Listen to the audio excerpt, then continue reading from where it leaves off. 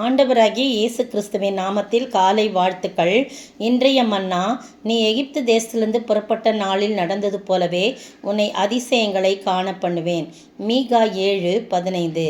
பாருங்க, இந்த இடத்துல இஸ்ரவேல் மக்களிடத்திலும் யூதா மக்களிடத்திலும் அவர்களை மனம் திரும்பினா மன்னிப்பு உண்டு அப்படின்னு சொல்லி நியாய தீர்ப்பு நெருங்குவதை குறித்து மக்களுக்கு எச்சரிக்கின்ற காரியம்தான் இந்த மீகா தீர்க்கதரிசியின் மூலமாக ஆண்டவர் வெளிப்படுத்துகிறாரு.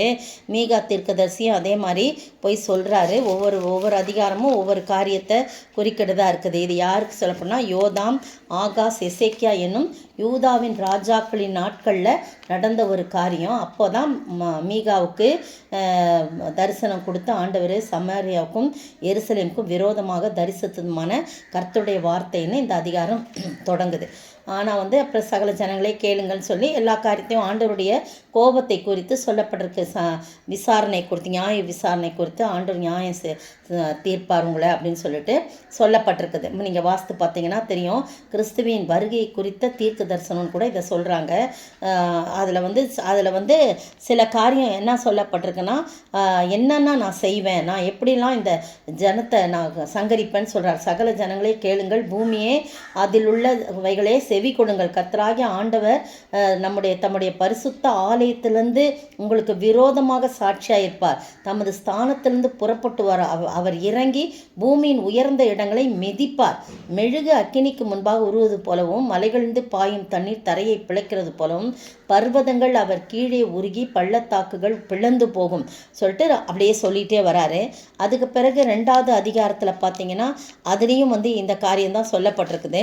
ஆனால் 3வது அதிகாரத்தில் நீங்கள் ஜனங்கள் ஒரு அளவுக்கு தங்களுடைய அந்த பாருங்கள், அப்பொழுது அவர்கள் கர்த்தரை நோக்கி கூப்பிடுவார்கள், ஆனாலும் அவர்கள் தங்கள் கிரியைகள் பொல்லாதவர்களாக இருக்கிறப்படினால் அவர் அவர்களுக்கு மறு உத்தரவு கொடாமல் தமது முகத்தை அக்காலத்தில் அவர்களுக்கு மறைத்து கொள்வார்.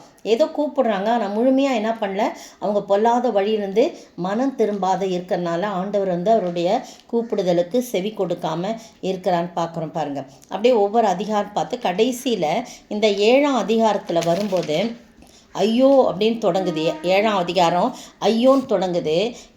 ஏன் அப்படி தொடங்கும்போது உலகத்தில் நடக்கிறவற்றை பார்க்கும்போது தீமை வேகமாக பெருகி கொண்டிருக்கிறத நம்ம பார்க்குறோம். அதை யாராலும் மறுக்க முடியாது.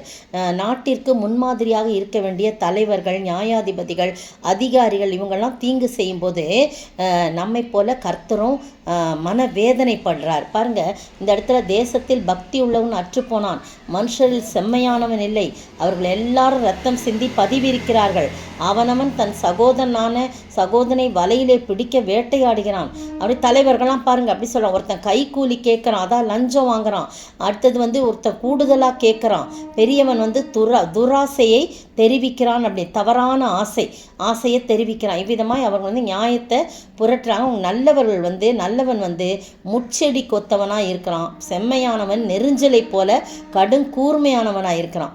காவற்காரர் அறிவித்த உன் தண்டனையின் நாள் வருகிறது, இப்பொழுதே அவளுக்கு கலக்கம் உண்டாகும்னு சொல்லி அந்த முதல் 4 வசனங்களையும் 7ஆம் அதிகாரத்தில் சொல்லப்பட்டிருக்கு. பாருங்கள், தலைவர்களை குறித்து, உலகில் நடக்கிற தீமையான காரியங்களை பற்றி, அந்த சட்ட திட்டங்கள்லாம் அவங்க ஒழுங்கு பண்ணல, அதனால் கர்த்தர் மனவேதனைப்படுறான்னு சொல்லப்பட்டிருக்கு. 5-6 வசனங்களில் பார்த்தீங்கன்னா குடும்பங்களிலே அன்பு குறைந்து போய் ஒருவருக்கொருவர் அவங்க விரோதமாக இருக்கிறாங்க, கனவீனப்படுத்துகிறாங்க. மனுஷனுடைய சத்துருக்கள் அவன் வீட்டார் தானே அப்படின்னு சொல்லி ஒருத்தருக்கு ஒருத்தர் விரோதமாக எழும்புறாங்கன்னு போடப்பட்டிருக்கு. ஆனால் நானோ 7ஆம் வசனம் பாருங்கள், அதான் முக்கியம். நானோ வென்றால் கர்த்தரை நோக்கி கொண்டு என் ரட்சிப்பின் தேவனுக்கு காத்திருப்பேன், என் தேவன் என்னை கேட்டருள்வார். என் சத்துருவே, எனக்கு விரோதமாய் சந்தோஷப்படாதே, நான் விழுந்தாலும் எழுந்திருப்பேன், நான் இருளில் உட்கார்ந்தால் கர்த்தர் எனக்கு வெளிச்சமாக இருப்பான்னு சொல்லிட்டு இந்த தீர்க்கன் சொல்கிறத நம்ம பார்க்குறோம். அப்போதான் சொல்லிட்டு வரும்போது தான் ஆண்டவர் சொல்கிறார், நீ எகிப்து தேசத்திலிருந்து புறப்பட்ட நாளில் நடந்தது போலவே உன்னை அதிசயங்களை நான் காண பண்ணுவேன்னு சொல்ல. என்ன அதிசயம் காண பண்ணுறாரு பாருங்க. உன்னோட சத்துருக்கள்லாம் உனக்கு விரோதமாக எழும்புங்களாம் வெட்கப்பட்டு போவாங்க. அவங்க ஒரு நாளும் அவங்க எழுந்திருக்க முடியாது. தம தேவனாகிய கர்த்தரிடத்துக்கு திகிலோடே சேர்ந்து உனக்கு பயப்படுவார்கள். உன்னை கண்டு பயப்படும்படியாக நான் மாற்றி போடுவேன். புறஜாதிகள் கண்டு தங்களுடைய எல்லா பராக்கிரமத்தை குறித்து வெட்கப்படுவார்கள். கையை வாய் மேல் வைத்து கொள்வார்கள். அப்படியே வாயை பொத்திக்கிட்டு ஆச்சரியமாக பார்ப்பாங்களாம். அப்படிலாம் சொல்லி போடப்பட்டிருக்கு. கர்த்தர் அவர் திரும்ப நம்மேல் இறங்குவார், நம்முடைய அக்கிரமங்களை அடக்கி நம்முடைய பாவங்களையெல்லாம் சமுத்திரத்தின் ஆழங்களில் போட்டுவிடுவார். எப்போ அப்படின்னு சொல்லும்போது நம்ம நம்முடைய அக்கிரமங்களையெல்லாம் மன்னிக்கும்படியாய் ஆண்டவரிடத்திலே நாம் கேட்கும்போது அவர் கிருபை செய்கிற விரும்புகிற தேவனாய் காணப்படுகிறார். அதனால் அவர் என்றென்றைக்கும் கோபம் வையார்னு சொல்லப்பட்டிருக்கு. கோபந்தான் வச்சிருந்தார். ஆனாலும் நாம் மனஸ்தாபப்பட்டு அக்கிரமத்திலிருந்து மனம் திரும்புவது அவர் என்றென்றைக்கும் கோபம் வையார், நம் மீது மனம் இறங்குவார், நம்முடைய அக்கிரமங்களையெல்லாம் மாற்றி போட வல்லவராயிருக்கிறார். எகிப்தில் செய்த அதிசயங்களை எகிப்திலிருந்து புறப்படும் போது அந்த ஜனங்களுக்கு செய்த அதிசயத்தை நீயும் காணும்படியாக, நீங்களும் நானும் காணும்படியாக கர்த்தர் கிருபை செய்வார். அப்படிப்பட்ட ஆசீர்வாதத்தை பெற்றுக்கொள்ள நம்மை தாழ்த்தி வெறுமையாக்கி ஒப்புக்கொடுக்கிறோம். மோசமான சூழ்நிலை நாம் என்ன செய்யணும்னா, தேவனை 7ஆம் வசனம் பாருங்க, தேவனை சார்ந்து கொண்டு விண்ணப்பத்துடன் நம்முடைய ரட்சிப்புக்காக பாதுகாப்பிற்காக காத்திருக்கணும். அதுதான் அந்த மீகாசம். நானோ வென்றால் அப்படின்னு சொல்லி எந்த சூழ்நிலை இருந்தாலும் கர்த்தருடைய பிள்ளையாக இருக்கும்போது விழுந்தாலும் நம்ம என்ன பண்ணுவோம், எழுந்திருப்போம். சத்துரு மகிழ்ச்சி அடைவோம், ஆனால் கர்த்தருடைய கிருபையால் நாம் எழுந்திருப்போம். எந்த சூழ்நிலும் கர்த்தருடைய பிரசன்னம் நமக்கு இருக்கும். அது அதிசயத்தை காண செய்வார் ஆண்டவர் தாமே.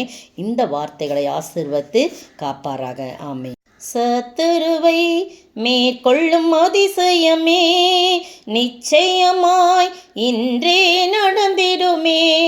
கர்த்தர் நின்றே யுத்தம் செய்வாரே, உனக்கெதிரான ஆயுதம் வாய்க்காதே. உன்னை அதிசயம் காண செய்வே, நீ அற்புதம் கண்டிடுவாய். நேற்றைய பதில், அலெக்சந்திரியா பட்டணத்தில் பிறந்தவனும் சாதுரியவானும் வேதாகமங்களில் வல்லவனுமான அப்பல்லோ என்னும் பெயர் கொண்ட ஒரு யூதன் எபேசு பட்டணத்துக்கு வந்தான். அப்போஸ்தலர் 18 வசனம் 24. இன்றைய கேள்வி, பொல்லாத ஆவியுடைய மனுஷன் எவர்கள் மேல் என்ன செய்தான், அவனுக்கு என்ன நேர்ந்தது? பொல்லாத ஆவியுடைய மனுஷன் எவர்கள் மேல் என்ன செய்தான், அவர்களுக்கு என்ன நேர்ந்தது?